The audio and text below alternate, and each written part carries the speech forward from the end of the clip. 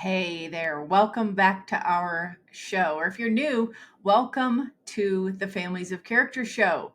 We're so glad to have you tuning in today. I have a pretty awesome guest here in studio with me today.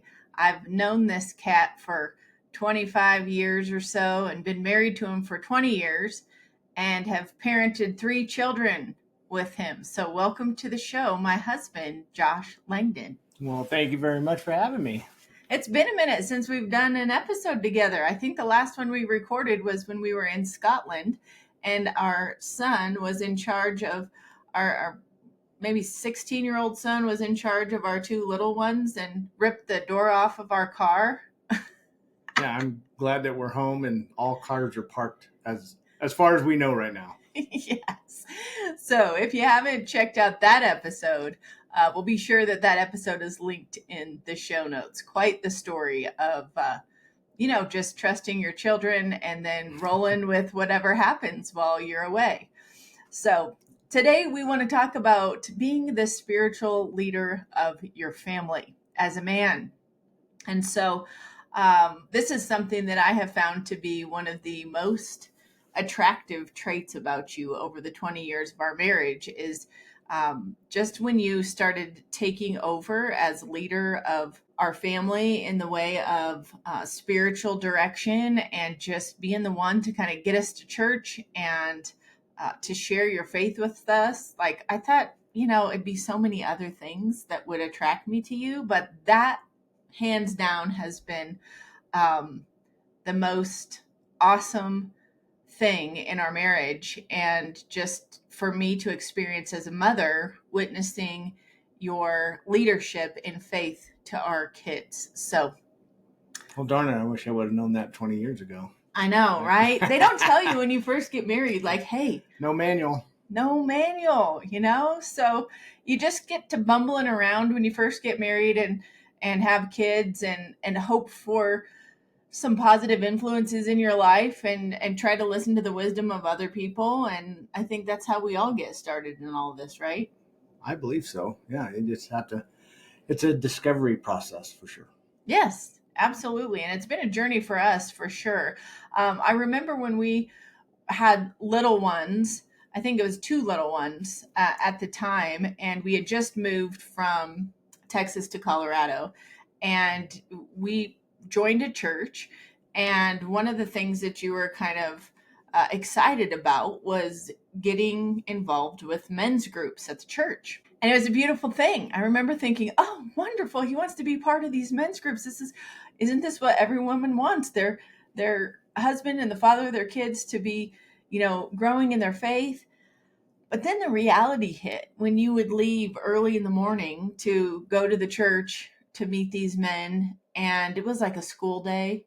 And I was trying to get the kids ready and feed them breakfast and get all their things ready for school. And I remember having this resentment towards you. And I was thinking, okay, I know rationally that this is a good idea, that this is a good thing. But I'm also kind of upset that I'm at home beating my brains out trying to get the kids together and get them off to school. So is this a good thing? Is this a good time for him to be, doing these things in the morning hours when I could really use his help? And so it was a real internal struggle for me, because I think what weighed out was, yes, you ought to support him in being part of these groups and growing in his faith, and kind of suck it up, Jordan.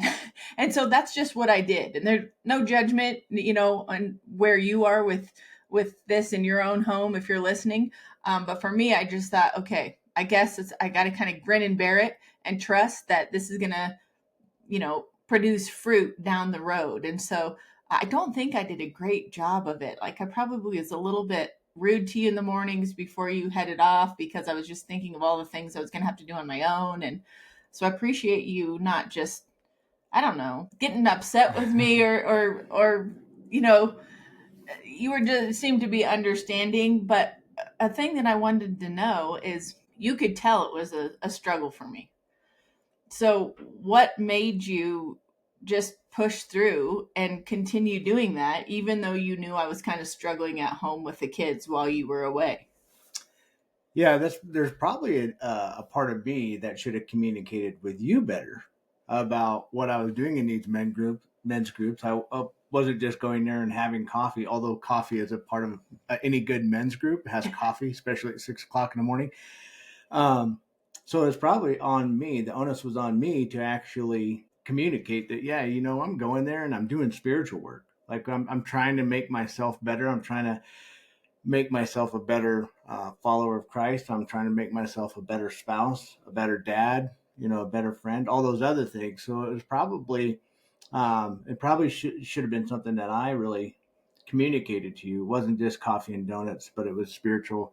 It was spiritual work that I was going to do, which probably made it easier to push through because I know, going there, talking to the guys, having the content presented to us, it really allowed me to kind of look internally and see how I could be better. So it wasn't so much about just getting out of the house and make sure that, I was not here when the kids got up, but it was more along the lines of, hey, I'm working, not work at work, but I'm still working spiritually to grow. And that's probably the easiest part of it was getting up and going to the church at 6.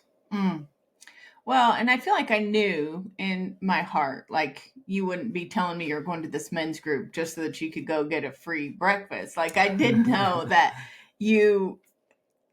that was something that had been missing for you for some years, just because we were kind of living a stray life, after college and kind of wandering around, kind of trying to find our place. And so I know that that's what you were doing. And at the same time, I struggled, right? I was like, man, I hope I get to go to a women's group someday, like I can't wait till my kids are old enough where, I can participate in something like this myself, because I could see that it was helping you directly.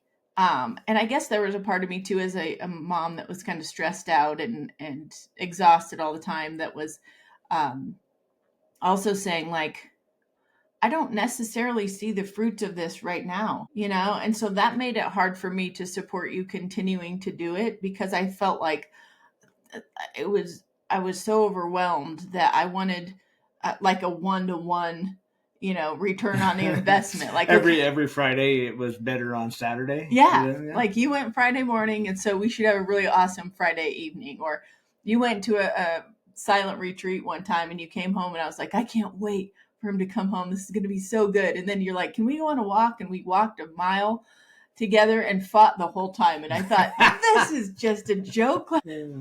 These retreats and this stuff are not bearing fruit right now for me. I was kind of in a selfish place where it was like, I don't see the point of this right now. But again, I think maybe with God's grace and just my, I don't know, God's grace allowing me to put aside my own frustration and, give you my blessing in doing this, that over time, it's definitely produced a lot of fruit in our family. Oh yeah, 100%.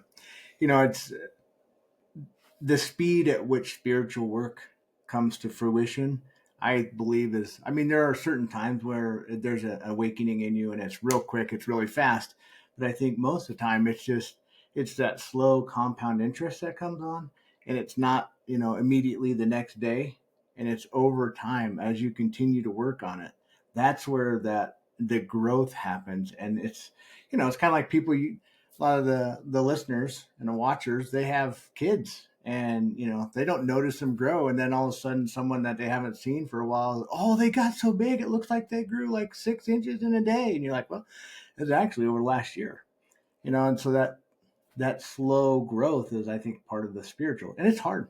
Spiritual growth is, I think, one of the harder things to actually grow in. Well, what does it actually mean to you to be the spiritual leader of our family? Or I guess let's back up. Do you believe that men are called to be spiritual leaders of their family? Yeah. So I think as a man, have I ever shared with you the definition of a man that I've come up with? No. All right. Well, that's so cool. Yeah. We're always learning something new about each other, folks. I mean, it's been 20 years of marriage and 24 years of being, together. So this is just cool. I would recommend you, check this new stuff out. He has a definition of a man that he made up himself. Okay, go for it. All right. It's all stuff that you've heard, so none of this is going to surprise you. But I think it's a male, right? And that's not a political statement. That's more of a biblical statement. When you look in Genesis, when you look like Sirach today, you look, there is the male and what our role is, right? So it is a male that leads, protects, and provides for God, his spouse, his children, his family, friends, his career and finances, and then his health and environment by living life of virtue, which is faith, hope, and love, temperance, fortitude, justice, and Prudence. Yeah. Apparently, I don't have that one. Still growing in that virtue. Yeah, Prudence. Working on that. So when you look at that definition, there's always something to be working on. And so, but at the very beginning of it, it is to lead. It is to lead, and not just lead your wife or lead your children. It's to lead in all of those areas. And you said to be a protector and a provider. Yeah, 100%. I think I've been messing with this. I've been working on this for about 7 years, I think is how long I've been working on this definition. I think it's actually lead is number one. You have to lead, and then you have to provide. Now, provide, there's the dollar and cents that most people would hear when they hear provide, but it's also, how do I provide you a time for you to grow spiritually? How do I provide an environment for the kids to grow spiritually? So how do I provide in that way also? And then, protect the family, Now, one of the things that I have a problem with is that I'm not leading God. I'm not providing for God, and I'm not protecting God. So there's that one part in there at the very beginning, with the God, spouse, family, friend. It's like, I think that's the only part where it's inverse.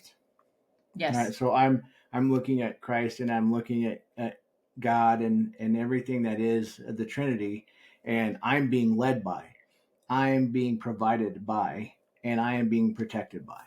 Which makes sense, because if you're to be the spiritual leader of your family, your wife and your children, then you have to be fed by God first. So God has to be first in your own life in order for you to pour forth that spiritual leadership to me and to the kids. Right.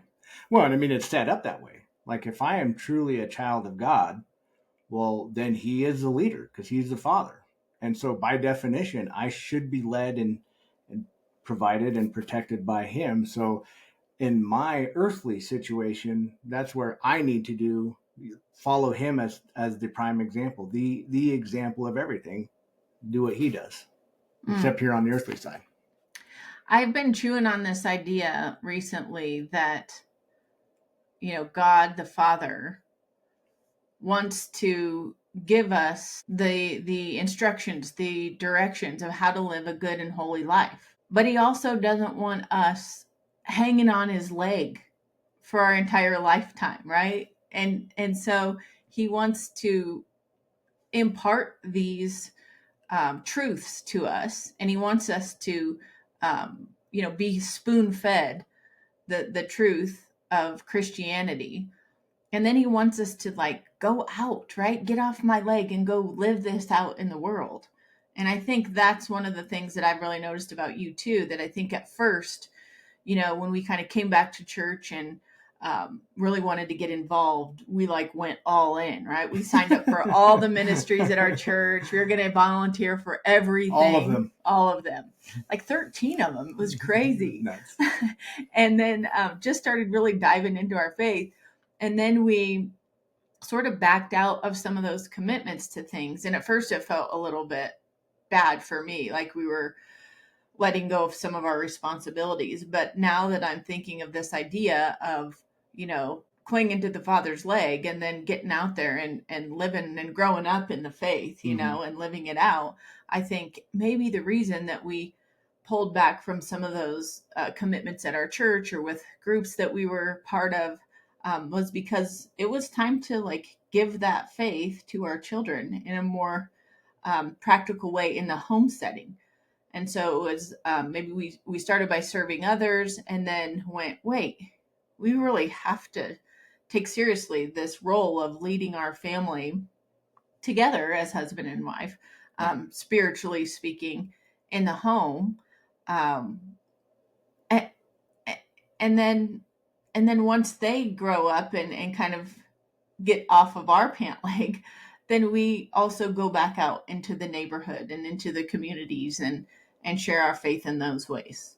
So, Yeah, I think the pant leg analogy I think falls short because I still know that I think I've gotten further away from the pant leg of God, but I'm always gonna run back because I know that's where my protection, my leadership, and my providing is from Him. So I think it's a there's that friction there. Yeah, we want to kind of strike, quote unquote, strike out on our own. But I think we have to really look at it from the perspective of that. That's the source of everything that we're doing.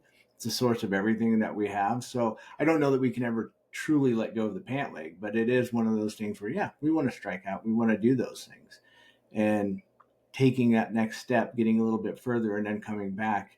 It's refreshing. It's refreshing, and there are seasons to your life. Kids were younger and they didn't have as many activities back then, so we could do 13 ministries. Not very well, but we could do at least some of them. Um, yeah, and so pulling back in ministries to make it more a family, and what we're doing here in the house. I think that was important. That was an important decision for us to make. yes, yes. And I agree with you that running back to the Father, right? Like, I hope that our kids, know that we are always a source of support and wisdom and safety and truth for them, Yeah. as they are out exploring the world and adulting, as they say. But also that still in our uh, later years of parenting, that we will also point them gently back to God the Father. Like, Oh yeah. that's, we as humans, as husband and wife, and as their parents, are not perfect. We don't have all the answers. And so pointing them back to their spiritual father, their heavenly father, I think is so important. And that just kind of leads me to another sort of idea about living out the faith with your family, is that, the number one, I think, most important thing that we want for our kids in life is for them to keep their faith when they leave home. You know, Yes. for them to lose their faith would grieve us deeply. And I know of a lot of parents who have children who are, grown and out of the house and have left the church. They're very saddened by that. And I think it's because they know that that is the truth, the life, the fountain from which true joy comes from. And so to believe that your child has denounced that or rejected that is a hard thing for parents to accept. And so the beautiful thing about you and I is that we decided that there were more important things in life after college than nurturing our faith life and going to church. And so we strayed away and did our own thing, and Mhm. I think we both thought that there was a lot of joy in that. We were having fun hanging out with our friends and shopping and buying new cars and living this adult life where we were making money, and thought that that was it. And it wasn't until we returned to church and started kind of being part of a community of believers that it was like, wait, this is real joy. This is a joy or a level of connection and communion with other people and with God that we were missing for a long time. Did you feel like that? Yeah, and I think from a if as the spiritual leader of the family, that's not exactly the time in our life when I was leading spiritually. I mean, I think we were both just kind of going down a path of whatever kind of was happening. And so, as not being a leader, that created a certain sense of freedom and confusion, right? Mm-hmm. Not the good kind of freedom, not the healthy kind of freedom, but just like freedom to do whatever we wanted. And then, to touch on something that you said that really triggered in my mind was, going out with friends and doing this and all these different things. And it's not like when we went back to church, we abandoned those things. And even more so now, it's how can we integrate all of this together? Because it's just better when you include God in it. Mm-hmm. So, Totally. Yep. That makes a lot of sense. And that was my experience as well, is that you don't shut off, you know, those parts of your life, but instead, work to integrate yourself and your friends and your activities. yeah, absolutely. You can sanctify it all. Hmm. So good. Well, what is a memory that you have maybe of your own father where you could look back and say that him doing this certain thing like influenced me to be the leader, spiritual leader of our family? Yeah, there wasn't like one thing. Like it was on, Tuesday in 1991 that this happened. It would be more along the lines of just his continued persistent faithfulness. And he does have his backstory. I think he shared that with you in one of the early episodes here on Families of Character. But it was that story was impactful, but it was also just his consistent view on trying to grow in faith and trying to be a good man, not in the good sense of good as in like, yeah, I'm a good person, but a good man is like a Christly man, someone that is trying to follow his faith, even though he failed, right? And I'm failing as a leader and I'm failing as a father. Yeah, I think it was just the persistence of what he did. So how, like, what persistence did you witness? Because I think a lot of times, you know, we're growing in our faith, like, and our kids don't see it, right? When our kids were babies, they didn't see you going to Men of Faith on Fridays. Mm-hmm. And they had no idea that you left the house and like read the Bible, Mm-hmm. right? So when you talk about your dad, did you recognize certain behaviors that he did, or certain goals that he was trying to accomplish or something? No, it never was one of those things where it was like, this is what I'm doing. Very not, I want to do this prayer every day. It was more along the lines of just how he lived his life on a day to day basis, right? When he saw someone that needed help, he would help them. And when it, like, we always went to church, and that was a thing there was no option involved in that. And it was just, that's what we're going to do. And so I think when you see over and over and over someone that truly lives kind of that Christ centered, um, joyful life, that Christ centered way of, this person needs my help. I'm going to help them. I'm going to talk with some. Sometimes he gets to talking to people and it can go nuts. He can be talking for a long time. I remember I love you, going Dad. I remember going on a trip with your parents to New York City, and we were like, "Oh no, he spotted another guy in a Nebraska hat. We're going to be here for 20 minutes." But that really is spiritual leadership. It's saying that I'm not so concerned with my own agenda that I can't leave room for a spiritual nudge to stop and like share a conversation with a stranger because we have something in common. We both like the Nebraska Huskers or Yeah. something, right? And so um, I think that was my experience as well with my own father being the spiritual leader of our family. Is, I think my mom was more persistent about like getting us to catechism, and if there wasn't a teacher to teach, our religious ed class, she would just step in and figure it out and do it. And what I witnessed out of my own dad was like, absolutely, we're going to go to church every Sunday. And it wasn't, again, we didn't go kicking and screaming because they didn't make a big deal of it. It was just like, yeah, this is like this was a routine since we were babies. And so we didn't know that there was any other way really on Sundays. And then there was something usually enjoyable afterwards. We would make bacon and eggs and sit down and just share a really good breakfast Oh, together as a family.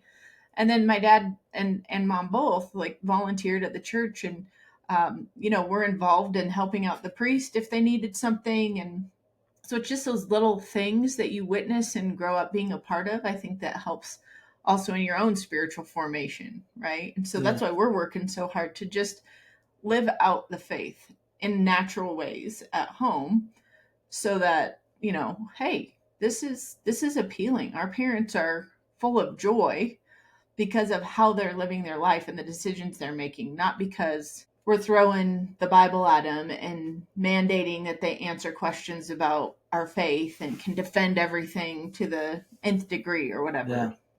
And I think there's something to that, like just the idea of living your faith, right? We had priests over for dinner every so often. I remember Father Bob Rooney.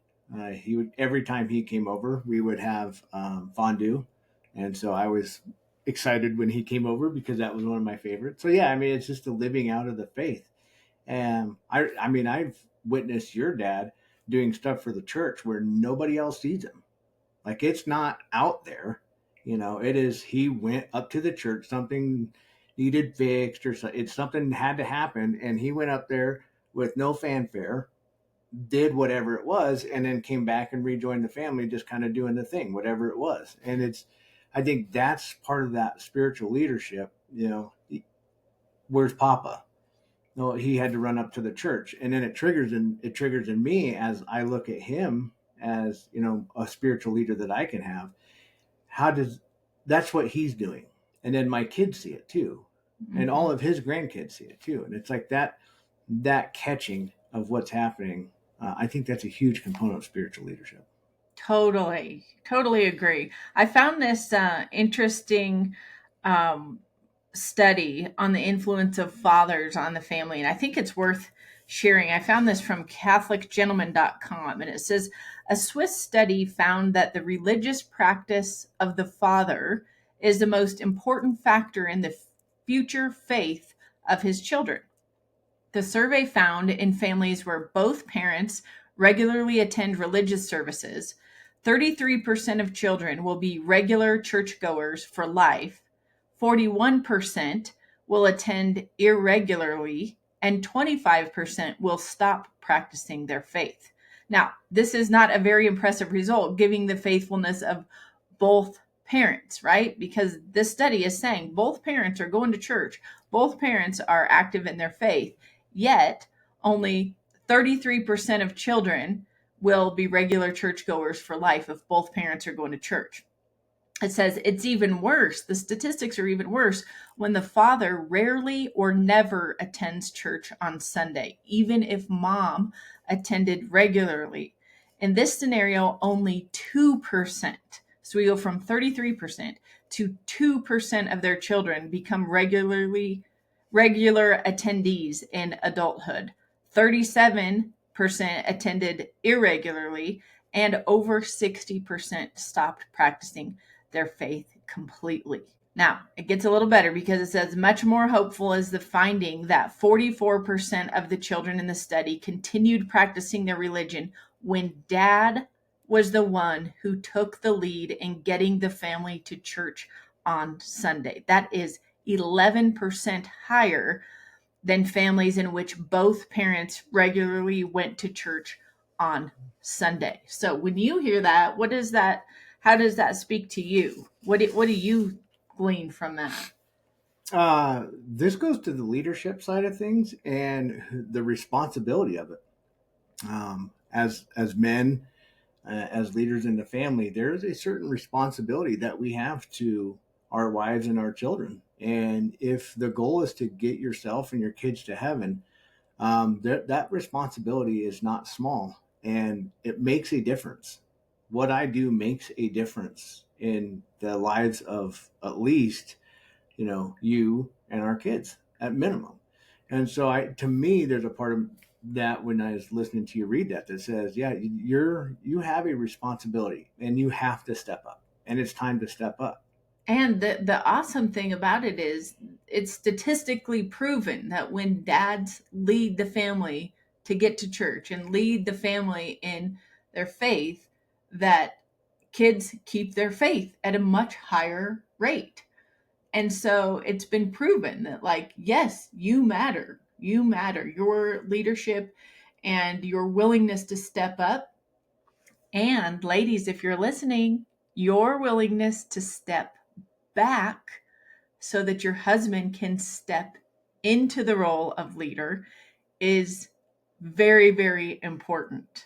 Okay. I have been guilty time and time again of kind of sidelining Josh and the kids and trying to take on everything myself. And if you've been listening to Families of Character podcast for any amount of time, you'll have heard my story probably multiple times of just this idea of being a team of one and taking on full responsibility for doing everything for everyone. And there's a huge mistake in that. It actually could cause you cause be the cause of your children losing their faith. If you do not let your spouse lead, your husband lead the family and actually support him in doing that, then you have a statistically significant less chance of your kids going on to live out their faith as adults. That's a pretty big consequence of continuing to try to take on a leadership role as a woman in the family. And so as someone who's been there, I feel like I can nudge you a little bit harder than maybe someone else would, because I know what you're capable of. I know what I was capable of. And once I gave the reins to Josh, I was like, man, I should have handed this over long ago, And so it's just been great to see you step up as spiritual leader of our family. But I also wanted to share a story because this is personal to our family, but just a couple years ago when our oldest was, I think, a junior in high school or something. You know how teenagers kind of like, they prefer to sleep in or they think they want to, on the weekends. Well, we had always been 9 o'clock churchgoers on Sundays for years. We have. And both my teenage son and I were like, maybe we ought to just go to church on Saturday nights and then we can have Sunday just a blank slate, just a whole day to kind of chill and relax and just rest and not have to get up and get ourselves out the door and ready for something. Wouldn't that be nice?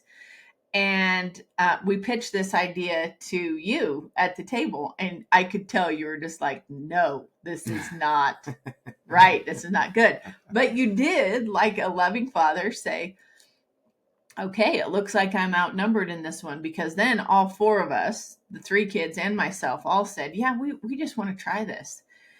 And so you said, okay, let's give it a try. Let's give it a try. Then we'll go, on Saturday night, and then let's see how this plays out. And quickly we were like, this is not fun. This is not working out. But you didn't say anything. You didn't say, I told you so, or like, so did that work out like you thought it would? So are you feeling like real good about your whole Sunday being off? You didn't say anything. You kind of let us, make that decision, and then us naturally, decide that there's something off about that. That just doesn't feel right. And then you kind of encourage us to, let's go back to the Sunday at 9 o'clock and let's see how that goes. And it's been great. We're so much better off. I'm like, see, we can stray away from his leadership and try to, exert our power and authority. And you gently allowed us to like play that out. And then it came back to what you knew was best for us. And we all ended up agreeing that works best for our family. Yeah, we had to, as a family unit, we had to discover what was best. And so that's what we did. We discovered as a family unit what was best. But that one Sunday just about killed you. It was terrible. I knew you were like, this is against every fiber in my being, but the kids didn't notice it. They just thought, okay, Dad's giving us the free reign to try something different. But also, we were still going to mass. We were still doing what we were supposed to be doing. Yeah. Right. So we can play within these lines and figure out what's happening. And that's part of leadership is letting other people try to lead and try to experience things and do great. Maybe it would have worked. Maybe it would have worked and it would have been awesome. So, yeah. Well, I appreciated that sweet little experience where you didn't just shut us down, but allowed us to try that. And then what we've been able to do with that, and I think you were even more involved at that point when we went back to our 9 o'clock routine, was like, hey, let's stack a habit with this, like making brunch together, and so then that routine of, going out and practicing our faith in the church was combined with a family activity that helped us grow in unity. And so that is like even better, right? That we're stacking it on activities as a family that really help us to learn more about each other, to rest instead of run off and go to Costco, or Yeah. kids go to sports or something like that. But it's helped us to preserve that third commandment, which is to keep holy the Sabbath. You bet. You bet. I like it. It's I good like it. stuff. Good I stuff. just want to say one thing though, especially for those any guys listening. It's if you're not the spiritual leader of your family right now, it's tough. It was tough. I mean, you said earlier that you gave me the reins back. I don't know that that's actually how it happened. I don't I don't think you gave me the reins back. I think it was kind of you had the reins, and then we kind of struggled over who had them. And I mean, it is hard. It's hard to be the expectation that leaders should have on themselves, first of all, and the expectation that they should have for the family. It's a daunting task. And so I would say to some of the men that are listening, if you're not there, it's going to be tough. It's going to be frightening. There are points in time where you're going to not think that you're doing it right, and you're probably not. You really probably aren't, but that's okay because that's part of the learning process. I'm still not doing it right. Now I'm doing it significantly better than I was, but I think it's important to just to give people that grace to say, hey, this isn't something that you just switch the light switch and then all of a sudden, ta-da, it's working and it's perfect. It's one of those things where it's a process, and sometimes it hurts. It really, really hurts as a man when you feel disrespected and you don't feel like things are going the way that you want them to. And then if you do some real reflection on it, it's because of your leadership. It's not because of your wife, or it's not because of your kids. It's because you failed in your leadership, and that can be a tough pill to swallow. Mm. Well, I think humility is such a part of it too, and that's what I've experienced with you when you will just come to me and be like, Jordan, I'm trying my best to be the leader of this family, and you know, when you do this, I feel like you kind of pull the rug out from underneath me.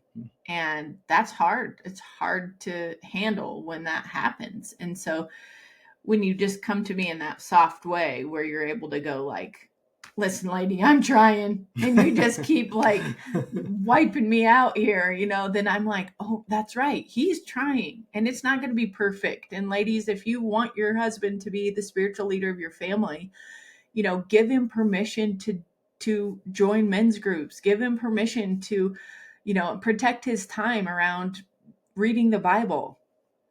Ask him if he'd like to be part of something with you, to start praying together, or to start discovering something new about your faith, and then allow him to lead in whatever way feels natural for him at the time. And then I always tell women, like, praise your husband for the small, progress that he's making, the little steps that he's taking.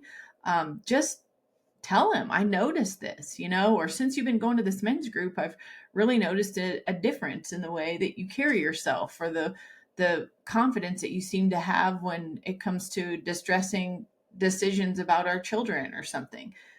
Because that positive reinforcement, I feel like, helps you too. Am I Oh, right? 100%. But that goes back to the beginning of our conversation. It's hard sometimes when that the fruits of what someone's working on doesn't appear as quickly as you would like, or sometimes it doesn't at all internally.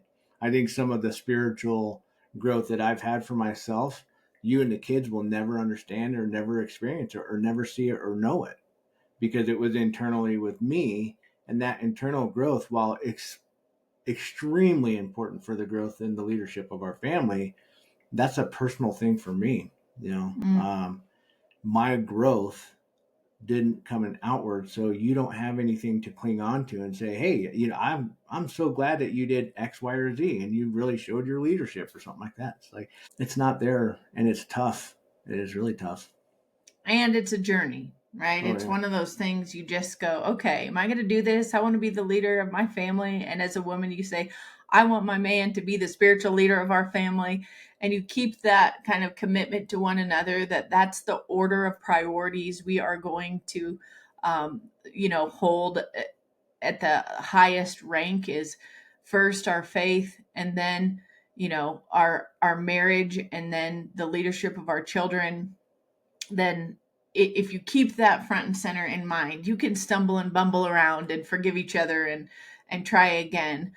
But I think that's what it takes, is for a couple to really say, is, do we believe this? Do we believe that you, the man, should be the spiritual leader of our family? And if so, control the controllables. As a woman, I have to do everything I can to support him in his role as a leader, and you have to do whatever it takes to kind of continue to make progress in guiding us to church, guiding us to things that are good and holy, and things that make us love our neighbors and go out in community and serve those people in need, Mm-hmm. and then it works together, and you've got an order of priority that is spoken and lived out in your family. Yeah, I think one of the big things about leadership in the family, and just kind of in my head when you were saying that, is this is not just me leading, right? This is not I'm the leader and you're the follower, because there are going to be times where I trip and I fall, I stumble, and I fail at what I'm doing. And so when we're talking leadership, it sounds very Hierarchical. Yeah. Look it up, everybody. Look it up. But it's not. It is, but it's not. I think those times when I fail and I come to you and I say, "Listen, George, I'm at fault here. I'm sorry." Like, those are the times where you're also leading me. So it's not just me leading and then you have to sit back and watch. I think when we look at the family unit, when we look at the husband and the wife, there is a leadership component that is on both sides of this. This is not a dominant male, like, you have to do I tell you to do.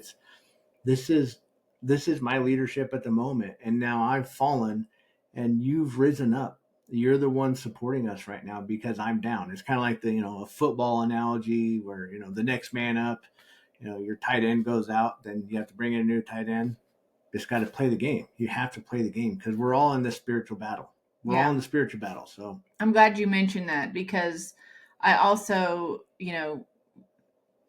really firmly believe that, as husband and wife, if you are not in a position where you are leading us spiritually in our faith, that it is my responsibility as like a secondary leader to do whatever I can to lead our kids to God.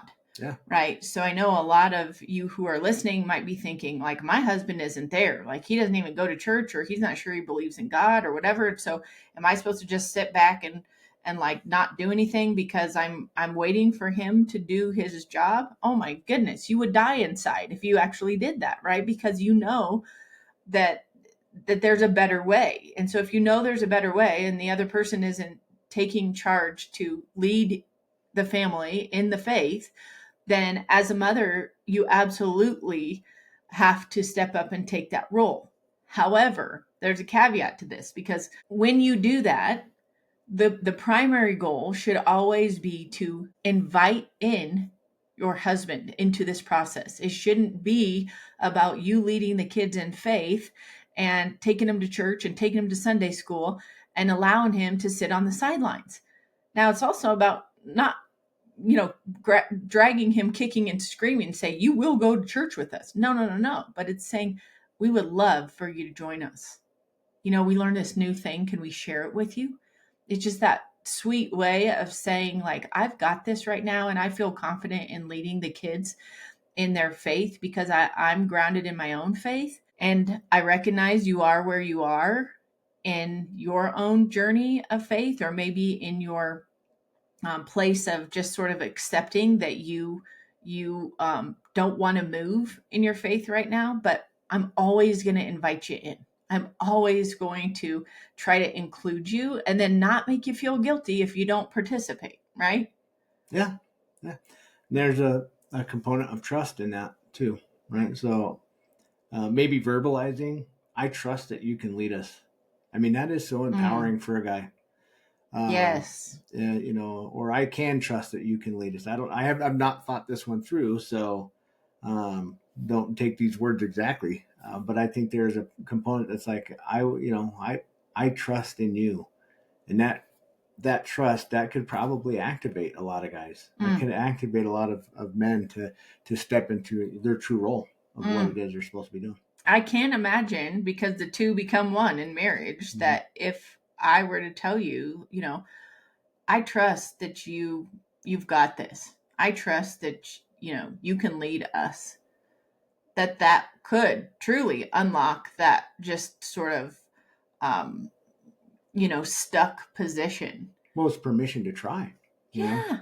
because now it's not the risk of failure has gone down a little bit. Failure is still a part of it, 100%. But I think with that trust outwardly expressed, then someone can move forward. Especially when the trust is coming from your person, your Right. closest person, your neighbor, right? We talk about loving your neighbor. Your neighbor is your spouse if you're married, right? They are the closest person to you. So if the closest person to you says, I know where you are right now and I trust that you can lead, you've got what it takes, man, that can move mountains big time. Good stuff. Well, listen, I think it's important for us to kind of keep these conversations going. So if you think, this isn't me, or we're just not there yet, guess what? We aren't there yet either. Okay. Over here at the Langdon House in Denver, Colorado, we have nothing figured out perfectly. We're just trying. We're just on the road with a desire to seek the good, the true, the beautiful, and to lead our kids along that path with us. There's plenty of stumbling, there's plenty of mistakes and missteps. We've got a little therapy fund saved up for our kids. I think Parker might already be using his, like we're going to get this wrong, but we are committed to trying to um, readjust and recalibrate the priorities in our family life to be sure that God is at the forefront of everything in our lives, that our marriage comes next, and that our family and the unity of the family and what we're doing inside the walls of our home is really leading them to an abundant life beyond our walls of this home. So we trust that you too can do this and be on this journey with our communities. So thank you for tuning in with us. Thanks for sharing this with your spouse. Thanks for sharing this with people in your circles. You are helping us to reach so many married couples and families across the globe. We have people listening in all kinds of different countries. So, and I think we're up to like 42 out of the 50 states. So, continue to share this podcast with other people, and just know that that signature line in my emails, I am always in your corner. Yeah, Josh and I over here, Team Langdon, we truly are always in your corner. We'll catch you on another episode of the show real soon. Take care.